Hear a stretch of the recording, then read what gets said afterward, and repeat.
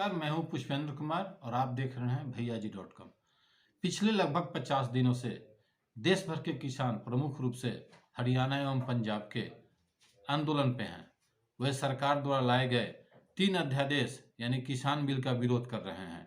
यहाँ तक कि सरकार एवं किसानों के बीच लगभग कई दौर की वार्ताएं हो चुकी है, लेकिन नतीजा कुछ नहीं निकला है और फिर अगली बातचीत की तारीख भी तय हो चुकी है। बहरहाल आज मैं आपसे बात करने वाला हूँ कि ये 3 अध्यादेश हैं क्या और किसान इससे क्यों नाराज हैं, और सबसे ज्यादा जिस बात को लेकर किसानों एवं सरकार के बीच तनातनी है वो है एमएसपी। इसको हिंदी में कहें तो न्यूनतम बाजार मूल्य। एक तरफ किसानों का कहना है कि सरकार कॉन्ट्रैक्ट फार्मिंग के जरिए बड़ी बड़ी कंपनियों को लाकर एमएसपी को समाप्त करना चाह रही है, जबकि दूसरी तरफ सरकार का कहना है कि वो एमएसपी को खत्म नहीं करना चाहती है, बल्कि कॉन्ट्रैक्ट फार्मिंग के जरिए किसानों को लाभ पहुंचाना चाह रही है।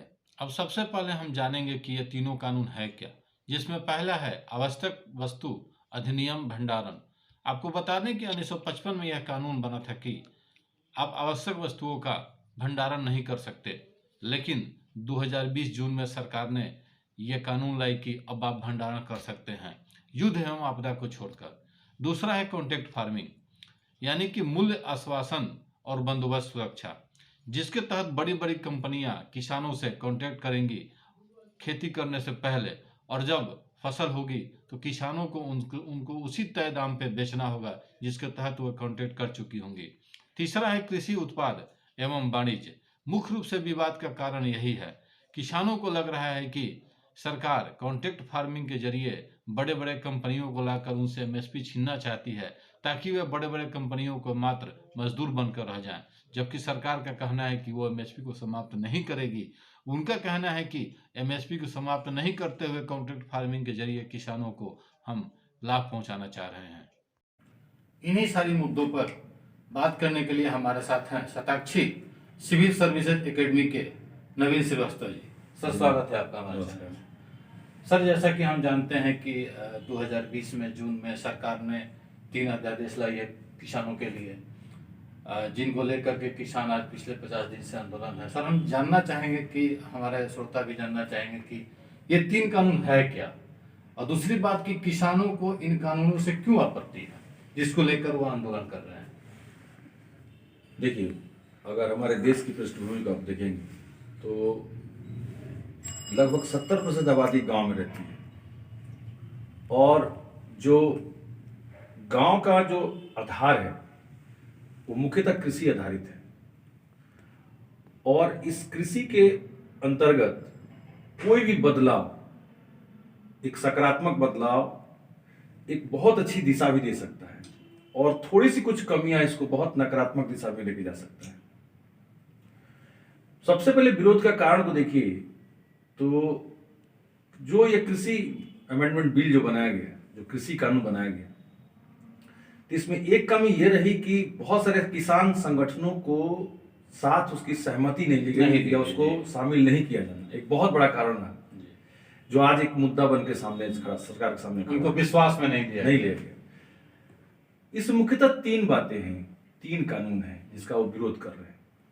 एक का संबंध कॉन्ट्रैक्ट फार्मिंग से है, एक का संबंध मंडी कानून से है, एक का संबंध भंडारण से है, और एक जो मुद्दा जो सबसे जुड़ा हुआ है वो आपको एमएसपी है। अब मंडी के बारे में अगर बात हम करें तो स्वामीनाथन आयोग का जो रिपोर्ट था उसमें कहा गया था कि ज्यादा से ज्यादा मंडियों का विकास करना, और उसने एक गाइडलाइन दिया था कि प्रत्येक 80 स्क्वायर किलोमीटर पे एक मंडी होनी चाहिए।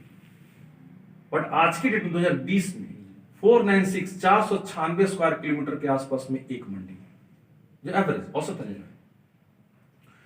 दूसरा है कि जो उत्पाद होते हैं उसका मात्र 6% एफसीआई के पास जाता है, और बाकी अगर देखें तो खुले बाजार इन सब जगहों पे बीच में यानी जो दलाल है वो चले जाते हैं। भारत में सबसे ज्यादा जो बिचौलिए हैं वो आपको कृषि के ही क्षेत्र में सबसे ज्यादा।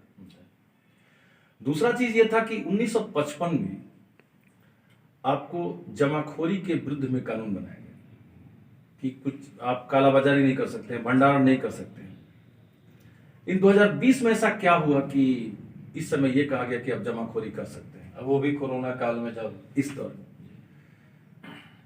तो ये सारी चीजें जो है ये कहीं ना कहीं से एक संशय की स्थिति को पैदा की।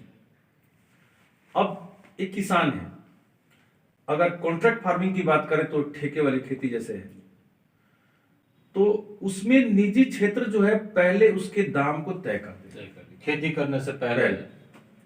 कॉन्ट्रैक्ट फार्मिंग और एमएसपी का बहुत सीधा संबंध है। सरकार जो पहले जारी करती है जो रेट, वो एमएसपी कहलाती है, और यही चीज अगर निजी क्षेत्र से होता है तो कॉन्ट्रैक्ट फार्मिंग कहलाता है। अब कॉन्ट्रैक्ट फार्मिंग में उसके साथ दो समस्या है।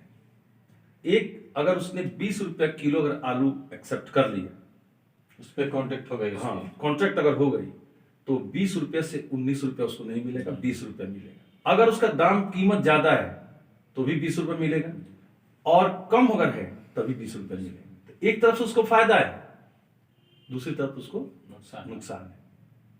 दूसरा चीज ये है कि अगर इसमें कोई विवाद होता है तो वो अदालत के दायरे से बाहर होगा। जी, ये एक बहुत बड़ा चीज किसानों के लिए पॉइंट है एक, जिसको लेकर कि बाहर होगा जी। और उसके लिए क्या है कि एक छोटा सा आयोग होगा जिसमें एसडीएम या डीएम के द्वारा उसका फैसला होगा। अब मान के चलिए कि एक तरफ बड़ी बड़ी कंपनियां, उसके अपने लॉयर, और एक तरफ के किसान, तो उनको ये लगता है कि फेवर किसका होगा, कौन कैसा तर्क रखेगा। जाहिर सी बात है। दूसरा चीज ये है कि इस कॉन्ट्रैक्ट फार्मिंग का एक और पहलू है, इसमें गुणवत्ता तय करने का अधिकार या गुणवत्ता को मापने का अधिकार। अगर आपने उत्पाद करके दिया आलू, तो आपने आलू दिया तो ये कह सकता है कि इसकी क्वालिटी सही नहीं है। धान की क्वालिटी को जज करना तो उस पर पूरी एक किताब है। तो ये गुणवत्ता के आधार पर क्या होगा कि उसका सारा मेहनत करके अगर लेके भी जाता है तो कोई जरूरी नहीं कि कंपनी का आदमी बोले कि इसके तो क्वालिटी कम है, खराब है, इसमें तो धान में तो चमक कम है, इसमें ये चीजें हैं, तो उसको रिजेक्ट कर सकती है। और विवाद होता है तो आप जब वहां पे जाते हैं तो अदालत से बाहर है।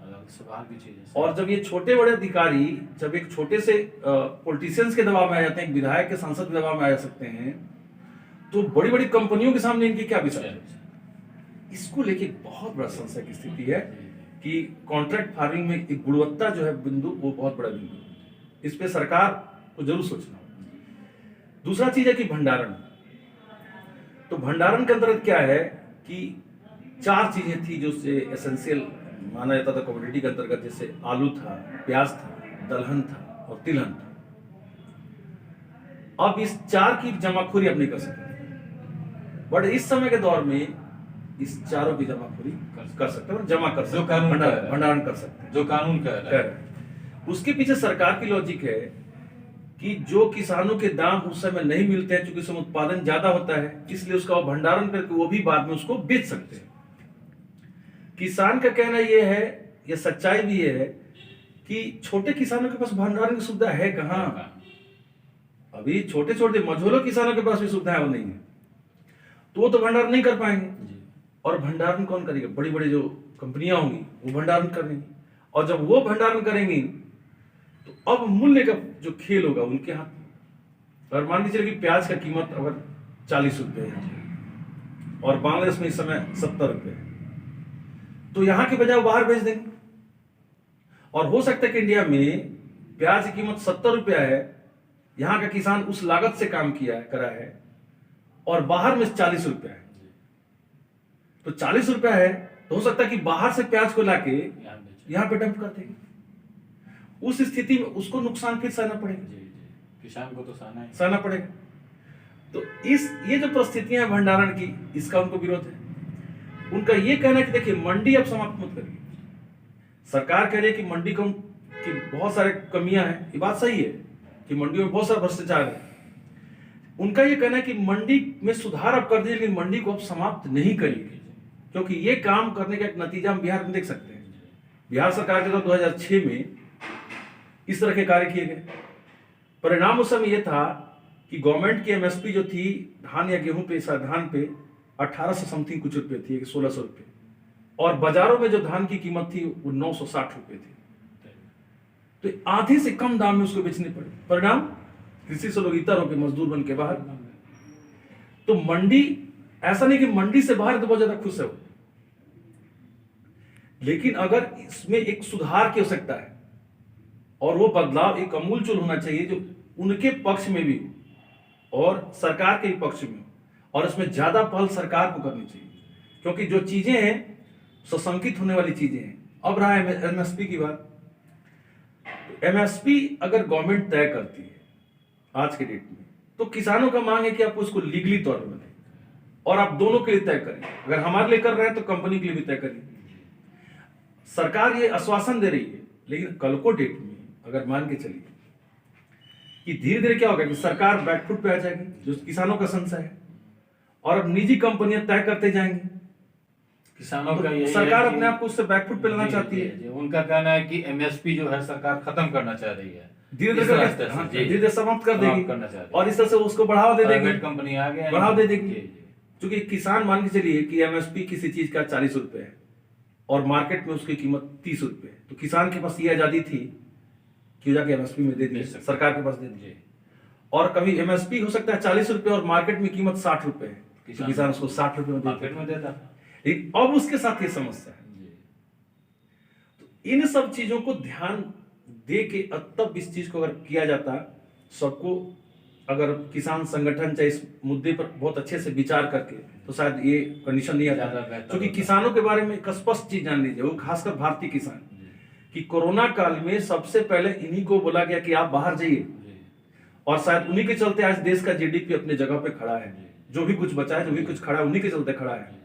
और उनके बारे में एक लाइन बहुत अच्छी एक बात कही गई थी किसानों के बारे में, कि घर टपकते हैं जिनके, घर टपकते हैं जिनके, फिर भी वो बारिश की दुआ करते हैं। ये हमारे किसान है।